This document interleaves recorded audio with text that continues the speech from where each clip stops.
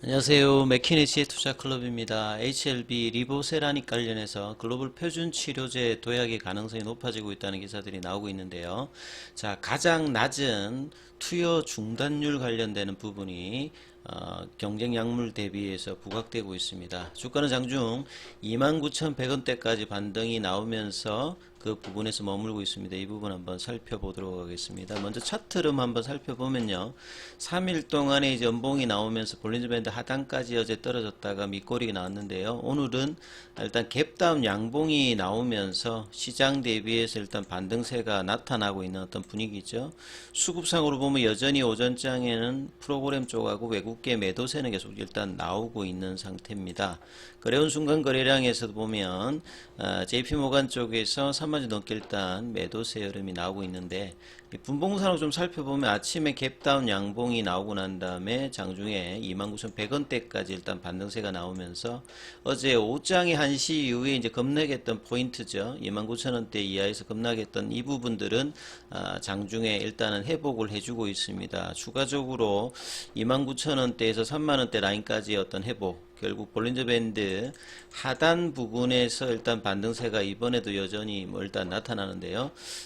지금 이제 5장까지 이 흐름이 이어질지 여부, 시장의 분위기들은 지금 좋은 분위기들이 아니기 때문에 수급이 계속 이제 유입되는지, 이 프로그램 어떤 매도가 좀 부담스러운 어떤 부분들이 계속 나타나고 있죠. 이번 주는 주간 내내 일단 수급상의 프로그램 쪽하고 외국계 쪽 공매도와 더불어서 압박을 계속 이제 해줬던 어떤 흐름이다, 이렇게 보셔야 되겠죠. 자, 기사 관련되는 부분 좀 살펴봐 드리면, 자, HLB 간암 치료제 글로벌 표준 치료제, 지금 표준 치료제라고 하는 것이 시장에서 이제 70% 이상의 점유율을 보이고 있는 로슈의 아바스틴과 티센트릭이죠. 1차 치료제 라인에서. 근데 이제 최근에 이제 네덜란드 암스테르담에서 열린 2023년 이 국제 간암협회 컨퍼런스에서 이 UT는 이제 텍사스 이제 그 주립대학이라고 보시면 되겠죠. 여기 사우스 웨스턴 메디컬 센터의 아밋 싱갈 박수, 아밋 싱갈 교수거든요.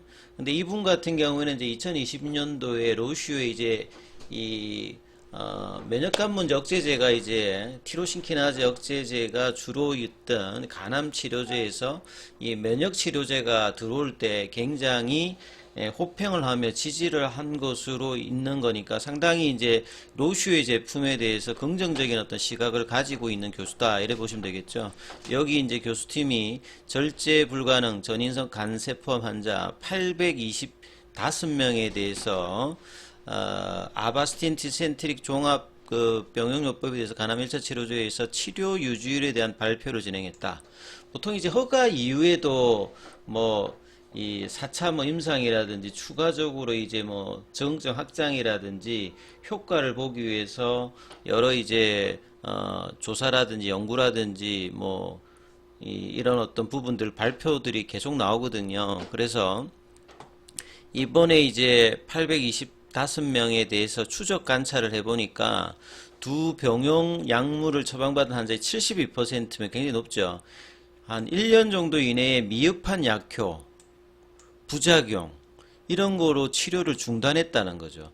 보통 이제 이 간암 치료제 같은 경우에는 간암이라는 게 간의 기저질환, 간염이라든지 간경변이라든지 이런 게 있기 때문에 암의 효과가 오더라도 간 기능이 막 떨어져 버리면 약물을 중단한다든지 이런 어떤 사례들도 많기 때문에 이 간암 항암제 관련되는 부분이 굉장히 좀 어려운 부분들이 있고 치료하기가 굉장히 힘들다고 말씀드렸지 않습니까? 그래서 이러한 어떤 부분에서 이번에 결과가 치료를 중단했다. 치료 중단까지 기간의 미디안 값이 12개월 이내인데 보통 5개월이라는 거죠. 그러니까 한 몇 달, 6개월 정도 이내 보면 이게 중단하는 어떤 평균값으로 나와 있다는 거죠. 그렇기 때문에 아바스틴과 티센트리 조합의 효과를 명확하기 위해서는 추가 연구가 필요하다. 예. 출시 이후에 지금 이제 2020년도니까 한 뭐 3, 4년 정도 지난 상태에서 압도적인 어떤 이제 점유율을 기록하고 있음에도 불구하고 문제점이 있다는 거죠. 이런 어떤 단점들을 보완하는 어떤 제품들이 나온다면 HLB가 항상 이야기하고 있는 베스트 인 클래스의 어떤 가능성이 높아질 수 있는 어떤 부분들을 이야기를 한다라고 이해를 하시면 되겠죠. 자, 리보세라니까 캄넬리주만 같은 경우에는 OS 값이 22.1개월이고요. 그 다음 6월 달에 이제 공개되었던 리포트에 보면 리보세라니까 여기는 부작용에 따라서 투여 중단율이 3.7%입니다. 아바스틴과 티센트릭 같은 경우는 22.0%고요. 아스트라제네카 임핀지하고 임지우도 같은 경우는 8.2%, 에자이의 렘바티닉 같은 경우는 9%니까 여기에 대비해서 가장 낮은 수준의 투여 중단율을 보였기 때문에 굉장히 안전성이 높다는 거죠. 부작용이나 이런 부분들도 작고 안전성이 굉장히 높은 부분을 인정을 받았던 부분. 그래서 이제 치료 중단율이 로슈 제품이 높아지니까 새로운 이제 치료 옵션에 대한 어떤 니즈가 계속 이제 커지게 되는 거죠. 그리고 이제 추가로 이제 아바스틴 티센트릭 같은 경우에는 비바이러스성 요인의 간암 환자라든지 그 다음에 출혈 문제가 있는 환자에게는 처방할 수가 없죠. 이것 때문에 사실은 이제 아스트라카 제품 자체가 점유율이 생각보다 빠르게 올라갔는데 이 아스트라제네카의 임핀지 임주도 같은 경우에도 C형 감염의 간암 환자에는 약효를 입증하지 못했죠. 그래서 어떤 발병 원인에 상관없이 높은 치료 효과와 이 지속성을 입증한 리보세라니까 캄넬리주맘의 어떤 병용 관련되는 부분은 내년도에 허가를 받는다라고 하면 간암 1차 치료제 시장에서 베스트 인 클래스의 어떤 가능성을 계속 이제 높여갈 수 있는 어떤 요인들이 지금 발생하고 있다. 이렇게 봐야 되겠죠. 이런 어떤 상관에서 최근에 이제 리보세라니 뿐만 아니라 캄넬리주맘의 어떤 병용요법에 대한 물질 특허 관련되는 부분들도 여기가 2038년까지 있기 때문에 내년도에 허가를 받으면 향후에 15년 동안 이 상업적 권리를 특허로 보호받기 때문에요. 자, 이 안전적인 어떤 특허 유지도 지금 가능하게 되는 어떤 상황까지 만들어지기 때문에 성공만 하게 된다면 빠른 점유율 어떤 확장과 그 다음에 이제 베스트 인 클래스 그리고 이제 HLB가 여러 이제 IR을 통해서 이야기하듯이 출시 이후에 3년 이내에 50% 이상의 시장에 선점할 수 있는 어떤 부분들의 어떤 가능성이 조금 더 이제 높아지는 어떤 이야기들이 이제 계속 이제 나오고 있다는 거죠. 자, 이런 차원에서 이제 장진우 글로벌 투자 전략팀 상무 같은 경우에는 2020년도에 이제 리보세라님의 글로벌 특허권을 인수를 하고 리보세란이 완전한 권리를 이제 확보했기 때문에 이번에 캄넬리주맘의 어떤 판권뿐만 아니라 이제 개발권까지도 이제 들어가 있습니다.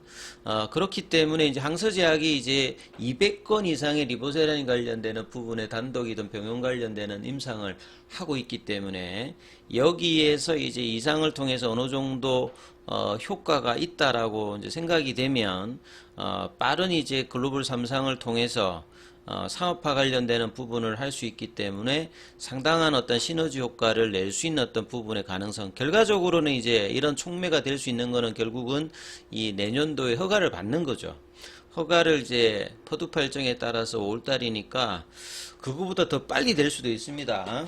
그래서 이런 이제 결과를 낸다라고 하면 굉장히 이제 주가가 올해 지금 주가 차트에서는 상당 기간 눌려 있기 때문에 점진적인 뭐 상승이 지금 안 되고 있는 상태에서는 결과가 나왔을 때는 또 뭐 작년 재작년 같이 급격한 어떤 상승의 어떤 포텐셜은 계속 이제 갖추면서 주가 흐름이 진행되고 있다 이렇게 봐야 되겠죠. 그래서 요 관련되는 기사들이 아침에 많이 나왔죠. 그래서 제가 아빗 싱갈 박사를 보니까 이분이 로슈의 제품에 대해서 굉장히 긍정적인 어떤 코멘트를 했던 분인데 이번에 아바스틴과 티센트릭 관련되는 부분에서 이 좀 부족한 부분에 대해서 이제 평가를 좀 했기 때문에 이 반대급부로 이 리보세라니까 이 카멜리즘의 어떤 기대감들이 상대적으로 올라갈 수 있는 어떤 내용들이죠. 그렇기 때문에 이제 주가도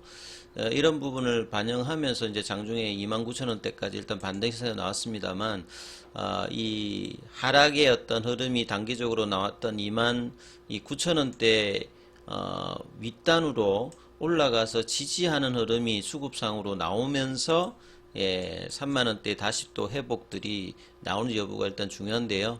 지금 오전장의 시장 분위기는 좀 굉장히 안 좋기 때문에 이 부분들이 오후장까지 이어질지 아니면 반등세 흐름이 나타날지도 계속 이제 지켜보시면서 흐름 판단하셔야 될 것 같습니다.